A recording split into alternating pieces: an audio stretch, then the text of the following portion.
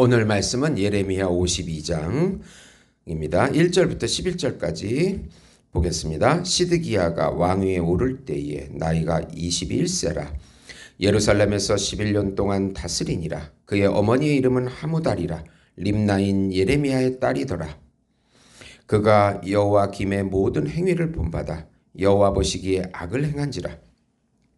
여호와께서 예루살렘과 유다에게 진노하심이 그들을 자기 앞에서 쫓아내시기까지 이르렀더라. 시드기야가 바벨론 왕을 배반하니라.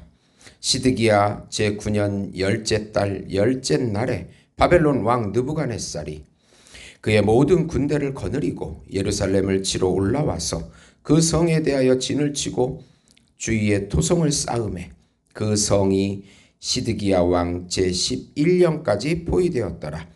그의 넷째 달 9일에 성중에 기근이 심하여 그 땅 백성의 양식이 떨어졌더라.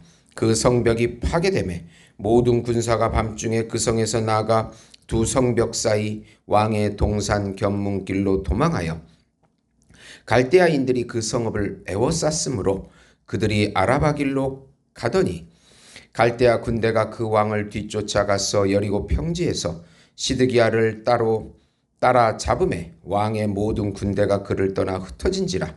그들이 왕을 사로잡아 그를 하마 땅 리블라에 있는 바벨론 왕에게로 끌고 가매 그가 시드기야를 신문하니라. 바벨론 왕이 시드기야의 아들들을 그의 눈앞에서 죽이고 또 리블라에서 유다의 모든 고관을 죽이며 시드기야의 두 눈을 빼고 노사슬로 그를 결박하여 바벨론 왕이 그를 바벨론으로 끌고 가서 그가 죽는 날까지 옥에 가두었더라. 아멘. 네.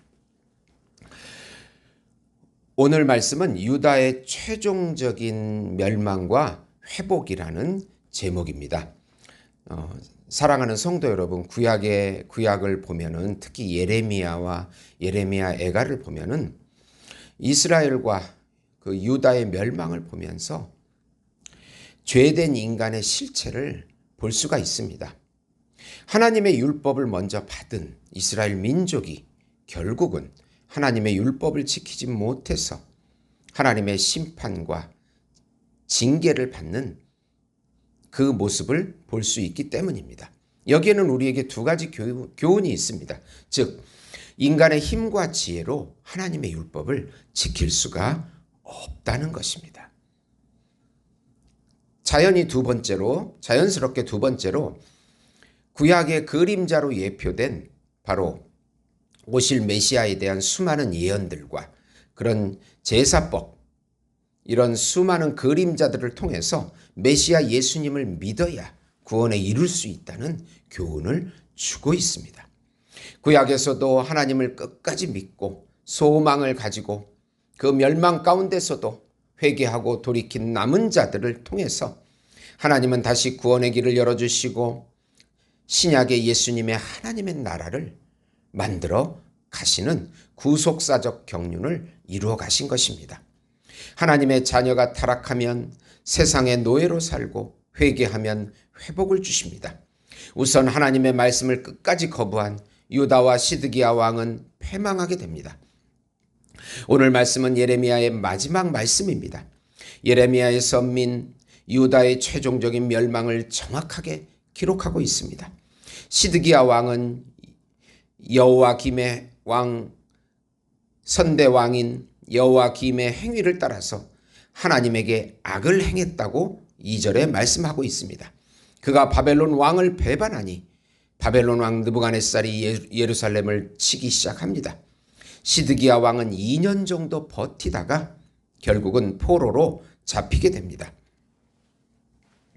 시드기야 왕은 자식들이 죽는 것을 눈앞에서 보게 되었고 눈이 뽑혀서 장님이 되었고 평생 동안 바벨론 감옥에서 지내는 비극적인 유다의 마지막 왕이 된 것입니다. 하나님의 택함 받은 유다는 마지막 왕과 함께 씁쓸하게 멸망하게 됩니다. 그 원인은 하나님의 말씀을 거역하고 불순종했기 때문입니다. 유다 백성들은 우상 숭배를 하고 왕은 하나님의 대리 통치자의 삶을 살지 못했기 때문입니다. 수많은 선지자를 통하여 경고했음에도 하나님의 말씀을 거부했기 때문입니다. 자기 판단과 자기 지혜로 살면 다가오는 4차 혁명 시대를 이겨내기 어렵습니다. 우리 힘과 지혜로 이 세상을 이기지 못하기 때문입니다. 세상을 이기는 힘은 바로 예수님을 믿는 믿음으로 이길 수 있습니다. 예수님을 의지하고 예수의 이름을 불러야 하는 것입니다. 우리 힘으로 이 세상을 이기지 못합니다. 세상을 이길 수 있는 것은 예수님을 믿는 믿음이라고 말씀하고 있습니다. 두 번째로 교회가 세상을 쫓아가면 세상에 의해 포로의 삶을 살게 됩니다. 바벨론의 왕의 어전 사령관 느부사라단이 예루살렘 성 사면벽을 파괴합니다. 그리고 예루살렘의 성전과 왕궁과 고관들의 모든 집을 다 불살라 버립니다. 13절입니다. 여호와의 성전과 왕궁을 불사르고 예루살렘의 모든 집과 고관들의 집까지 불살랐으며 14절 사령관을 따르는 갈대아 사람의 모든 군대가 예루살렘 사면 성벽을 헐었더라. 그리고 가난한 백성을 제외한 모든 백성들은 포로가 되어 바벨론으로 끌려가는 불쌍한 인생들이 된 것입니다. 그리고 솔로몬 시절에 만든 예루살렘 성전의 모든 기구를 전리품으로 바벨론에 가져가게 됩니다. 예루살렘 성전 파괴는 바로 하나님께 예배를 드릴 수 없다는 것과 하나님께서 더 이상 예배를 받으시지 않겠다는 것을 의미합니다. 교회가 세상을 따라가면 혼합이 되어 패망하게 됩니다. 교회의 존재 이유가 없기 때문입니다. 교인들도 세상의 포로가 되어 세상의 노예로 살게 됩니다. 하나님 나라의 백성이 세상의 노예가 되니 처참하고 비참한 인생으로 살게 됩니다. 우리가 영적인 순수성을 지키지 못하면 하나님의 징계의 심판이 온다는 사실을 기억해야 합니다. 유다 백성의 바벨론 포로 기간이 70년입니다. 이것이 의미하는 바는 세상의 노예로 살아가는 이 기간 동안 철저하게 회개하게끔 우리를 낮추시는 것입니다. 돈과 쾌락과 세상의 노예로 살면 죄와 비참함을 맛보게 하십니다. 세 번째로 하나님의 심판을 받은 후에 회복의 은혜를 주십니다. 사령관이 대제사장과 부제사장, 성전 문지기 제사장, 성 안에서 먼저 사로잡은 사람들을 선발대로 데리고 가서 림나에 가서 죽여버립니다. 본보기로 그렇게 한 것입니다. 그 후에 4,600명의 포로를 잡아 갑니다. 그 후에 바벨론 왕 느부갓네살 왕의 아들인 에월무르닥 왕이 재위하자 먼저 끌려간 왕인 여호와긴 왕이 있습니다.